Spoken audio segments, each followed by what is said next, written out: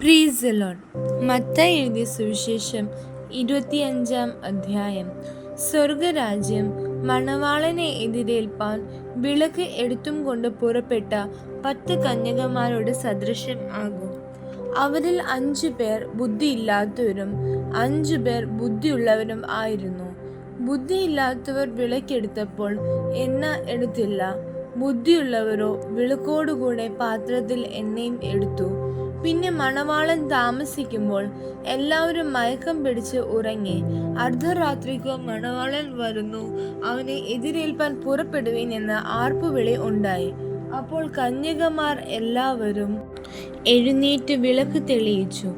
എന്നാൽ ബുദ്ധിയില്ലാത്തവർ ബുദ്ധിയുള്ളവരോട്, ഞങ്ങളുടെ വിളക്ക് കെട്ടുപോകുന്നത് കൊണ്ട് നിങ്ങളുടെ എണ്ണയിൽ കുറെ ഞങ്ങൾക്ക് തരുവിൻ എന്ന് പറഞ്ഞു. ബുദ്ധിയുള്ളവർ, ഞങ്ങൾക്കും നിങ്ങൾക്കും പോരാ എന്ന് വരാതിരിപ്പാൻ നിങ്ങൾ വിൽക്കുന്നവരെ അടുക്കൽ പോയി വാങ്ങിക്കൊള്ളുവിൻ എന്ന് ഉത്തരം പറഞ്ഞു. അവർ വാങ്ങുവാൻ പോയപ്പോൾ മണവാളൻ വന്നു. ഒരുങ്ങിയിരുന്നവർ അവനോട് കൂടെ കല്യാണ സദ്യക്ക് ചെന്നു, വാതിൽ അടയ്ക്കുകയും ചെയ്തു. അതിന്റെ ശേഷം മറ്റു കന്യകമാരും വന്നു, കർത്താവേ, ഞങ്ങൾക്ക് തുറക്കേണമേ എന്ന് പറഞ്ഞു. അതിന് അവൻ, ഞാൻ നിങ്ങളെ അറിയുന്നില്ല എന്ന് സത്യമായിട്ട് നിങ്ങളോട് പറയുന്നു എന്ന് പറഞ്ഞു. ആകയാൽ നാളും നാഴികയും നിങ്ങൾ അറിയായക കൊണ്ട് ഉണർന്നിരിപ്പിൻ. ഒരു മനുഷ്യൻ പരദേശത്തേക്ക് പോകുമ്പോൾ ദാസന്മാരെ വിളിച്ചു, തൻ്റെ സമ്പത്ത് അവരെ ഏൽപ്പിച്ചു.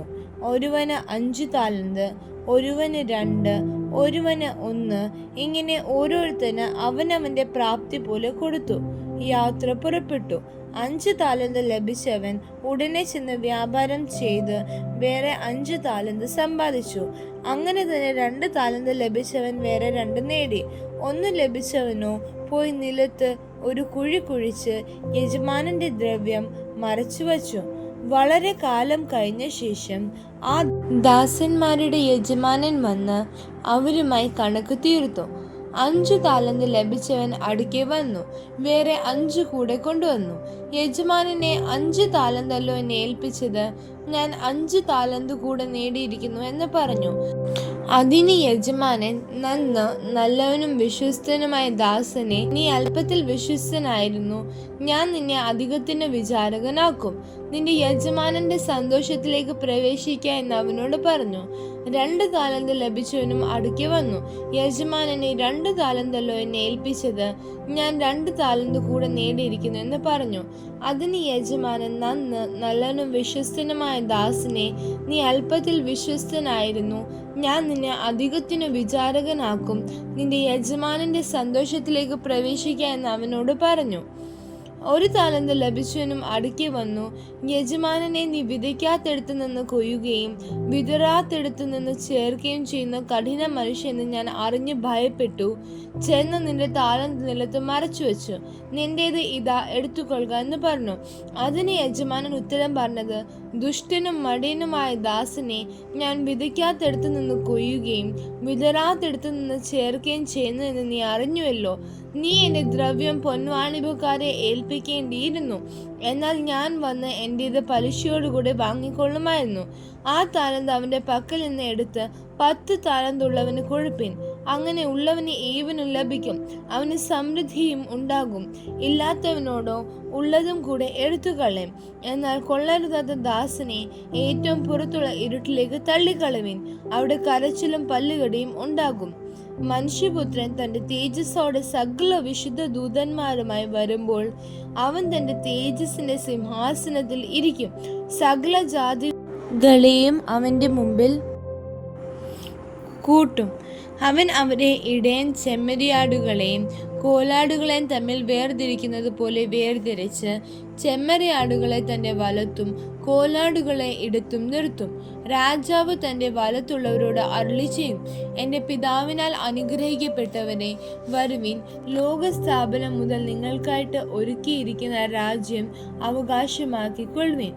എനിക്ക് വിശന്നു, നിങ്ങൾ ഭക്ഷിപ്പാൻ തന്നു. ദാഹിച്ചു, നിങ്ങൾ കുടിപ്പാൻ തന്നു. ഞാൻ അതിഥിയായിരുന്നു, നിങ്ങൾ എന്നെ ചേർത്തുകൊണ്ടു. നഗ്നനായിരുന്നു, നിങ്ങൾ എന്നെ ഉടുപ്പിച്ചു. രോഗിയായിരുന്നു, നിങ്ങൾ എന്നെ കാണുവാൻ വന്നു. തടവിലായിരുന്നു, നിങ്ങൾ എൻ്റെ അടുക്കൽ വന്നു. അതിന് നീതിമാന്മാർ അവനോട്, കർത്താവേ, ഞങ്ങൾ എപ്പോൾ നിന്നെ വിശന്ന് കണ്ടിട്ട് ഭക്ഷിപ്പാൻ തരികയോ ദാഹിച്ച് കണ്ടിട്ട് കുടിപ്പാൻ തരികയോ ചെയ്തു?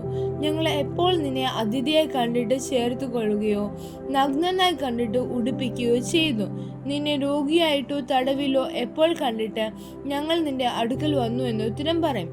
രാജാവ് അവരോട്, എൻ്റെ ഈ ഏറ്റവും ചെറിയ സഹോദരന്മാരിൽ ഒരുത്തന് നിങ്ങൾ ചെയ്തെടുത്തോളം എല്ലാം എനിക്ക് ചെയ്തു എന്ന് ഞാൻ സത്യമായിട്ട് നിങ്ങളോട് പറയുന്നു എന്ന് അരുളി ചെയ്യും.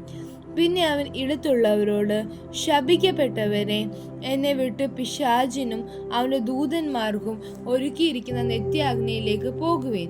എനിക്ക് വിശന്നു, നിങ്ങൾ ഭക്ഷിപ്പാൻ തന്നില്ല; ദാഹിച്ചു, നിങ്ങൾ കുടിപ്പാൻ തന്നില്ല; അതിഥിയായിരുന്നു, നിങ്ങൾ എന്നെ ചേർത്തുകൊണ്ടില്ല; നഗ്നനായിരുന്നു, നിങ്ങൾ എന്നെ ഉടുപ്പിച്ചില്ല; രോഗിയും തടവിലുമായിരുന്നു, നിങ്ങൾ എന്നെ കാണുവാൻ വന്നില്ല എന്ന് അരുളി ചെയ്യും. അതിന് അവർ, കർത്താവേ, ഞങ്ങൾ നിന്നെ വിശക്കുന്നവനോ ദാഹിക്കുന്നവനോ അതിഥിയോ നഗ്നനോ രോഗിയോ തടവിലോ ആയി എപ്പോൾ കണ്ട് നിനക്ക് ശുശ്രൂഷ ചെയ്യാതിരുന്നെന്ന് ഉത്തരം പറയും. അവൻ അവരോട്, ഈ ഏറ്റവും ചെറിയവരിൽ ഒരുത്തന് നിങ്ങൾ ചെയ്യാത്തിടത്തോളം എല്ലാം എനിക്ക് ആകുന്നു ചെയ്യാഞ്ഞത് എന്ന് ഞാൻ സത്യമായിട്ട് നിങ്ങളോട് പറയുന്നു എന്ന് ഉത്തരം അരുളും. ഇവർ നിത്യദണ്ഡനത്തിലേക്കും നീതിമാന്മാർ നിത്യജീവങ്കിലേക്കും പോകും. ആമേൻ.